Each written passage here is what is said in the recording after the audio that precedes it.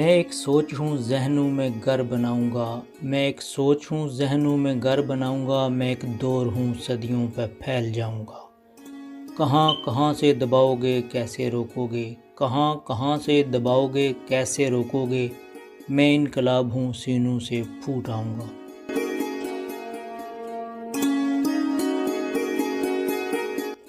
آپ سن رہے ہیں خاموشیوں کی آواز، سنیے ان کتابوں کے بولتے لفظ جنہیں آپ سے دور رکھنے کے لیے پاکستان کے زیر انتظام کشمیر میں جن پر پابندی عائد ہے۔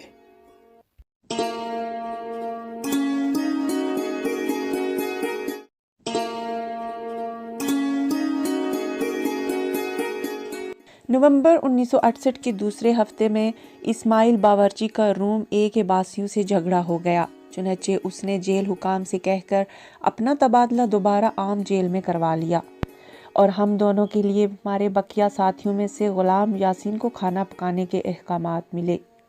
میں ہوں صنم شہزادی اور آپ سن رہے ہیں سری نگر جیل سے فرار کی کہانی۔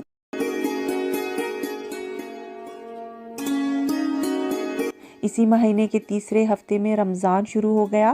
غلام یاسین افطاری اور سحری کے اوقات اور نمازوں کے وقت کوٹری نمبر 1 میں آنے لگا، جہاں میں اور میر احمد قید تھے۔ پہرے داروں نے ان غیر معمولی اوقات میں اس کی آمد پر رمضان اور ہمارے مذہبی نظریات کے پیش نظر کوئی اعتراض نہ کیا، چنانچہ ہم صبح کی نماز کوٹری نمبر 1 میں پڑھتے اور بعد ازاں قرآن مجید میں سے میں انہیں جہاد کے بارے میں آیات سناتا تاکہ ان کے حوصلے بلند رہے۔ پہلے مرحلے میں کوٹری نمبر 1 اور 2 کا سوراخ میرے سامنے مکمل ہوا تھا۔ دوسرے اور تیسرے مرحلے کا کام میر احمد نے تنہا اور مکمل تاریکی میں انجام دیا تھا۔ آخری رپورٹ کے مطابق وہ بیرونی دیوار کا شگاف مکمل کر چکا تھا، صرف بیرونی تہہ مصلحتاً چھوڑ دی گئی تھی تاکہ باوقت ضرورت اسے توڑا جائے اور ضرورت سے پہلے باہر سے کوئی شخص دیوار کو ٹوٹا ہوا نہ دیکھ سکے۔ بیرونی دیوار دوہری تھی۔ ایک رات میر احمد اس آخری کام کو انجام دینے گیا اور رینگتا ہوا واپس آیا تو اس کی سانس پھولی ہوئی تھی اور آنکھوں میں آنسو تھے۔ اس نے افسردہ لہجے میں کہا، قدرت کو شاید ہماری آزادی منظور نہیں۔ جیل کی بیرونی دیوار میں ایک پتھر ایسا ہے جو بالکل نہیں ہلتا۔ اب کیا کریں؟ نہ اس سرنگ کو بند کر سکتے ہیں اور نہ اس سے فرار ہو سکتے ہیں۔ میں نے میر احمد کو تسلی دی اور سمجھایا کہ وہ پتھر کے دونوں اطراف پر کھدائی کا کام جاری رکھے۔ میر احمد کا خیال تھا کہ اس کام میں 3 سے 4 روز تک صرف ہوں گے۔ اگلے روز یعنی 8 اور 9 دسمبر کی درمیانی شب میر احمد معمول کے مطابق کام پر گیا اور بڑے پتھر کے ساتھ والے پتھر کو کھودنا شروع کیا۔ یہ پتھر نسبتاً چھوٹا تھا، اس کے ہلتے ہی وہ بڑا پتھر جو ہماری نقب میں رکاوٹ تھا 15 منٹ کے اندر اپنی جگہ سے ہٹا دیا گیا۔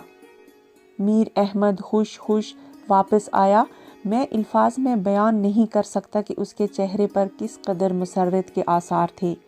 وہ اس قدر جوش میں آیا ہوا تھا کہ مجھ سے لپٹ گیا اور میرا ماتھا چوم لیا۔ 2 بجنے میں 15 منٹ باقی تھے۔ ہم نے 2 بجے کا انتظار کیا۔ نئے پہرے دار آئے اور اپنی جگہوں پر بیٹھ گئے۔ غلام یاسین کو کمرہ اے سے نکالا گیا اور وہ ہمارے پاس پہنچا تاکہ معمول کے مطابق سحری تیار کر سکے۔ اس نے انگیٹھی میں آگ جلائی، ہم نے دودھ گرم کر کے پیا۔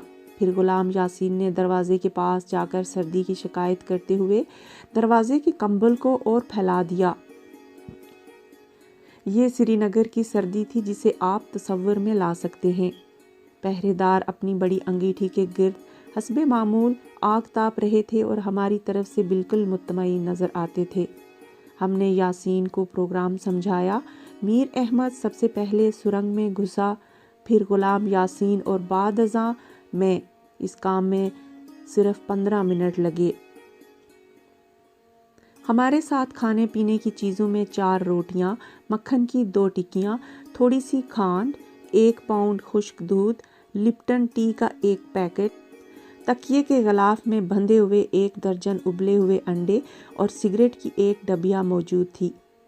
میر احمد نے یہ سامان اٹھا رکھا تھا، یاسین کے پاس قرآن حکیم اور نظر بندی کے کاغذات اور سری نگر جیل میں میرے مقدمے کی مکمل فائل تھی اور میرے پاس 2 کمبل تھے۔ یہاں ایک لمحہ رک کر ہم نے ان ساتھیوں کے بارے میں سوچا جو ہمارے ساتھ نہیں آئے تھے۔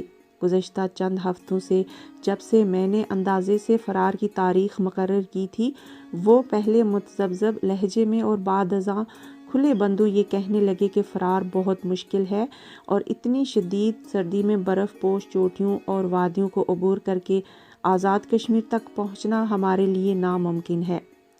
چنانچہ آخری مرتبہ ان سے ملاقات ہوئی تو انہوں نے مکمل طور پر انکار کر دیا۔ مجھے بہت افسوس ہوا کیونکہ منزل کے قریب پہنچ کر وہ پلٹ جانا چاہتے تھے، مگر میں ان سے بحث کرنا پسند نہ کرتا تھا۔ میں نے بار بار ان سے پوچھا وہ کیوں ہچکچا رہے ہیں۔ ان کا ایک ہی جواب تھا کہ یہ اقدام خود کشی سے کم نہیں، اور ہم کسی طرح جیل سے نکلنے میں کامیاب ہو بھی گئے تو زندہ سلامت آزاد کشمیر تک نہ پہنچ سکیں گے۔